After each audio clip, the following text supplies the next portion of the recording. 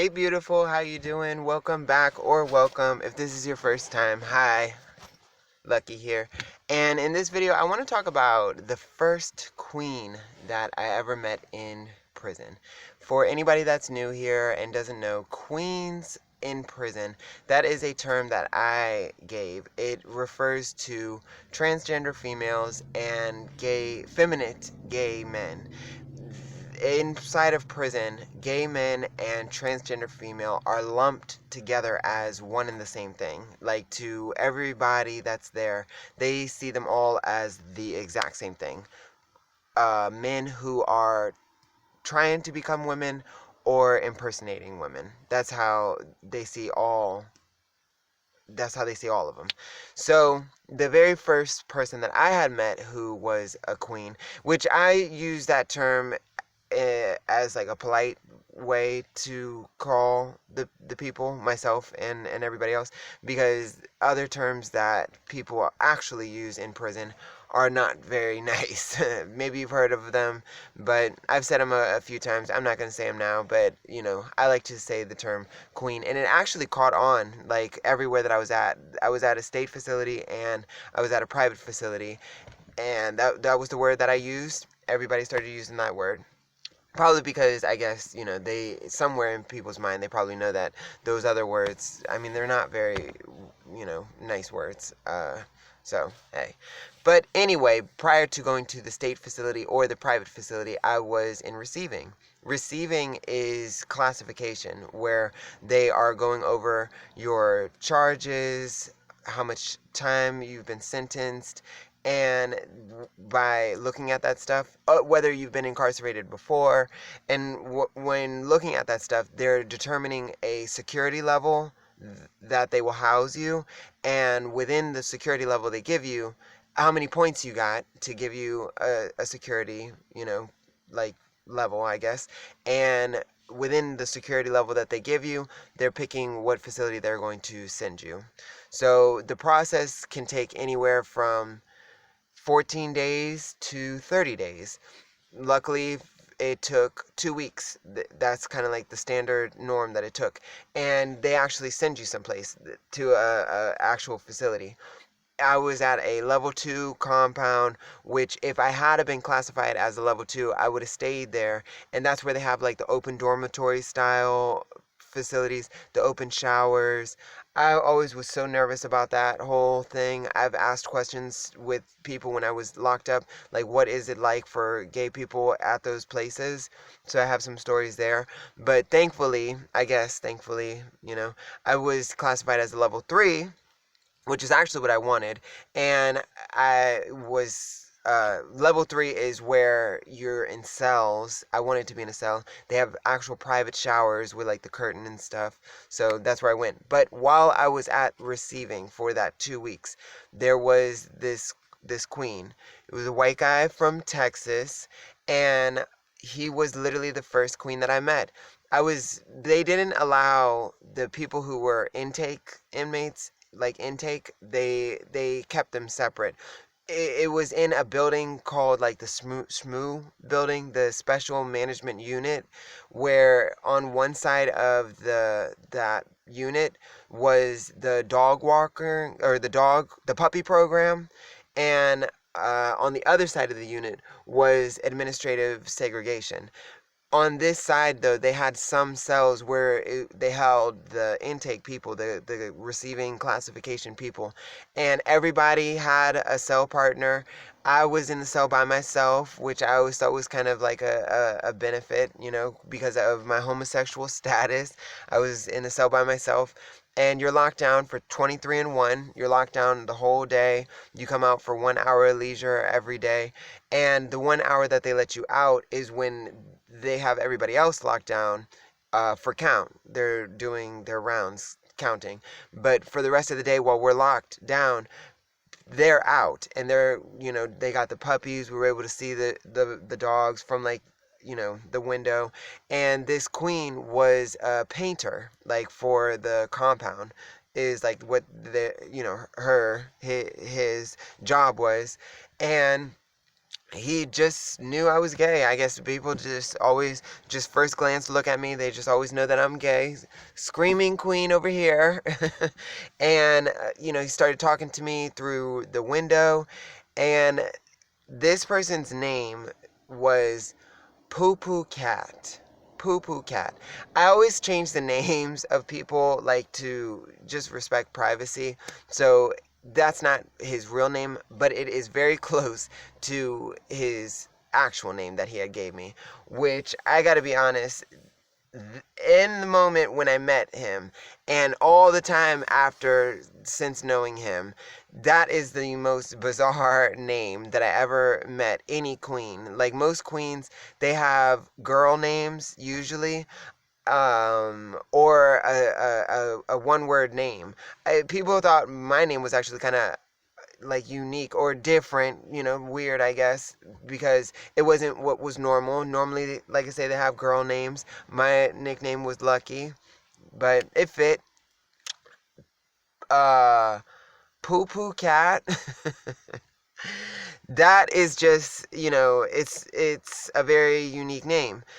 They told me some crazy stories. They were really, looking back on it, it's like it's sort of interesting, the encounter, because on the one hand they actually were decent people in the sense that they were telling me, what to expect when going to prison, how gay guys are girls, penitentiary girls inside the system. You get a husband, you really do need to get a husband and try to find a husband fast, because guys, they'll be coming at you, which I always thought to myself, like, how do you find a husband, like, fast? But you do really need to, like, figure that out, because uh just like Poo Poo Cat told me, the guys, they come at you fast. It's like overwhelming, to tell you the truth. It's very overwhelming.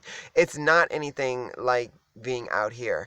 In my time of my whole life living out in the real world, in the country, in the city, in school, in the workplace, I have never been like, I don't know, just overwhelmed by men in the way that a gay person is in prison. It is very different. It's very different. It's sort of like women. The gay and transgender people in prison really do kind of replace women in the way that how life is for women out here. All girls experience guys coming at them all the time, or, you know, just coming on too strongly, degrading them, disrespecting them, trying to charm them, Eh, all of that women go through out here. That is literally what gay people go through in there. It's just different.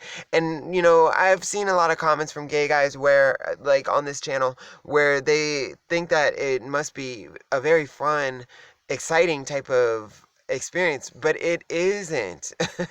It isn't. There is, like, I don't know, like a flattery, I suppose, you do get, but it comes at a cost. Like, it comes with a price. Like, there's no off switch. That's what I'm be trying to explain to people, like, in the comment section.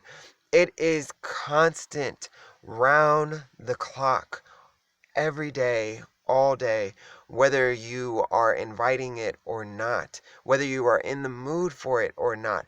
And then also, it's every person that you talk to. Like, you have no friends, which, I mean, how do you have friends in prison anyway? But even like regular guys, they have their people that they're cool with, homeboys, stick man, like dogs, my dog. Like, they have people that they just are like chill with.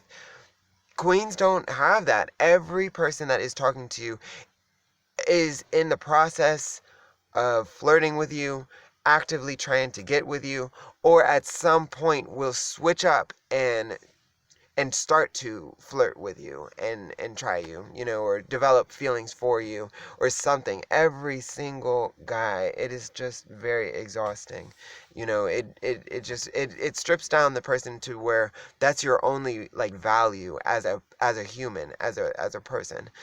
So it's just, But anyway, on the one hand, I do look back on this and see where that's what Poo Poo Cat was trying to do. But on the other hand, they definitely did take advantage of my, like, cluelessness. Because now that I know the roles queens play, they don't like to, um, like, get r- intimately involved with each other. They just don't. They see it as a very fine line of the girls and the men, you know? And some people even joke, they have like a phrase where it's like, oh, I don't be bumping pocketbooks. I'm not the type to bump pocketbooks. But this particular queen that I had first met did. They definitely saw that I was coming in not as a girl, but as a gay guy. The way that I am now, the way that I'm acting to you now, I didn't act like this in prison. Initially, yes, but over time, I got more and more girly. And when I met Cam, I acted very girly and submissive. And it's interesting the evolution of Cam in my relationship, because while I was in there, I did, and we got closer. I did start to relax more, and he could see, because Cam actually, he doesn't like queens. I think actually he doesn't really even like feminine guys. I think he actually likes like masculine guys, is honestly like my personal opinion. I think Cam's the type that I've experienced in the past where, he, if he were out here and he had never went to prison, either Cam probably would have just been straight and just, maybe once or twice in secret had one time experience, two-time experience with a guy and like that, or just been straight, just period. Or I think he would have been the type of gay guy that likes masculine guys, and if we had dated out here, he would have left me for another masculine guy. How I think that I've been able to hang on to him now is because he grew up in prison, sadly, and you know, I kind of fit perfectly for him, because on the one hand I'm feminine, so it's like there we have that chemistry with him being masculine and me being feminine, but at the same time, I'm not like extremely flamboyant, and that's where he likes me. And over time, as I loosened up and started to feel more myself around him, because it's hard to keep up a character, I guess you could say, 24 hours a day, even when you're inside the cell. And he wanted me to start like relaxing, out in the pod, in the program and stuff, you know, we have our prison images, but then inside the cell, it's like we can let our hair down, like relax and just be ourselves. And that's really what it started to become. And even him, he started to change too. He really relaxed. And I would never say that he has like a feminine side, but he definitely has like a sensitive side, like a softer side to him. And he started to relax with that. He likes to decorate, actually. He's somebody, if he when he comes out, and if we actually maintain some level of a connection, and it does work itself out to becoming a actual real couple out here, and we were to live together, he would be the one mainly who would probably decorate our home. I would obviously have like my 2 cents and stuff, but that's just him. He decorated the cell when we were in there. He put up like these like red robin birds that he cut out from like cards. Every holiday there's a church service, Kairos, maybe you've heard of it. They give like a care package to the inmates inside the facility, and it includes like cookies, some Christmas candy, and a bunch of Christmas cards. So all inmates always have like a bunch of Christmas cards, and also people make cards. But anyway, so you always have a bunch of cards, like every inmate does. And he would cut out like the red birds, the red robin birds from those cards, and had it around the cell. He had like different colors of paper, and he made like shades, like lamp shades to put over the light bulb to just like set the mood, where it's like there was like a blue tone, a red tone, a pink tone, a green tone, I think even a purple tone. And there was a dog that we named called Champ. Just like little things like that. He had actually like he took it upon himself to do that because he just wanted the cell to be more homely. And that was a first for him. It was a first for me. It was a first for him. It was leaving prison, like leaving Cam behind, was definitely like the hardest thing I've ever had to do in my life. It was very, very depressing because I know that Cam, he's lived a long time in prison, just in a cell doing time, and he hasn't been home in years, maybe in some ways not even ever, and for that year and a half where we shared that cell together, it was a home. And people actually used to say that, like when they would come into our cell, they'd be like, whoa, I feel like I'm not even in prison anymore. Like they would literally just like stop and like look around, and it was just like the energy. It was just very warm in our cell. It was just full of a lot of love. But I don't know how and why I got off talking about all of this. But anyway, back to Poo Poo Cat. I have no idea how I got off on that tangent. I'm sorry, you guys.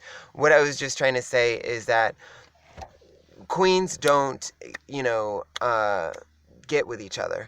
But he took advantage, and I don't mean to make it sound like this, but he did definitely take advantage of the fact that it's like, oh wow, he's not a guy in the sense of he's gonna treat me like a girl. He knew that I saw myself as a gay guy, and I saw him as a gay guy. I didn't see him as a girl. You know what I mean? He was a guy. He was a white guy from Texas. You know what I'm saying? Like, and he's just explaining to me, a gay guy, white gay guy from Texas, and he's just explaining to me, you know what I mean, like prison.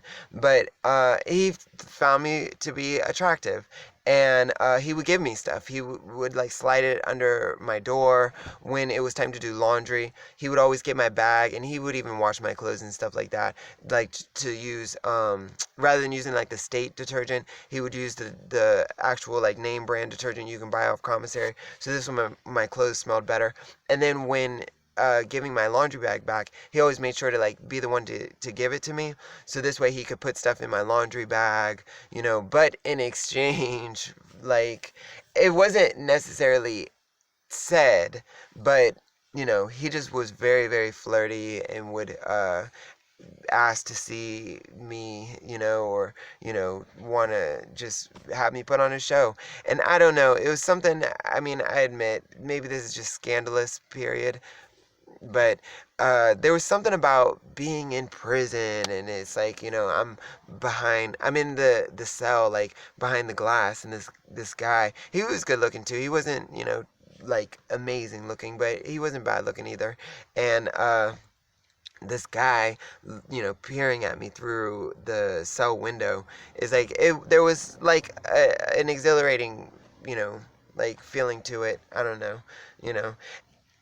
So I used to put on a show for him, like not anything major, but just a couple of times, just kind of, he mainly liked to see me as like a guy, like my front and all of that stuff. So hey, but at least I got free commissary.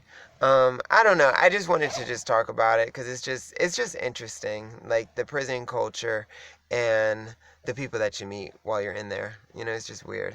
Like, and it's weird how being in there, you change. Like, it's something about the environment, the people in there, just, it changes everybody, and I think it's like, if you're lucky, when you come out, you're able to change back, or change away from the person that you were while you were in there. But it definitely is hard. Like, I make all these videos for many different reasons. Like, initially it was just to try to bring awareness to people about the other side that's not really told that much.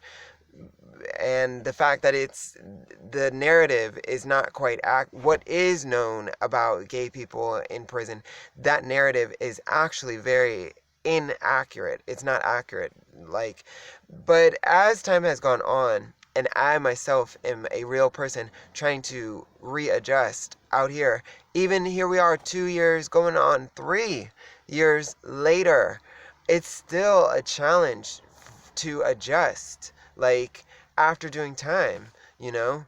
And how long should your punishment be when you've done something wrong, you know? Like, should it be like a lifelong thing, you know? I don't know. Like, but anyway, I just wanted to share that story, and I hope you enjoyed it. Hope you're having a wonderful day and that you subscribe. Thanks for listening.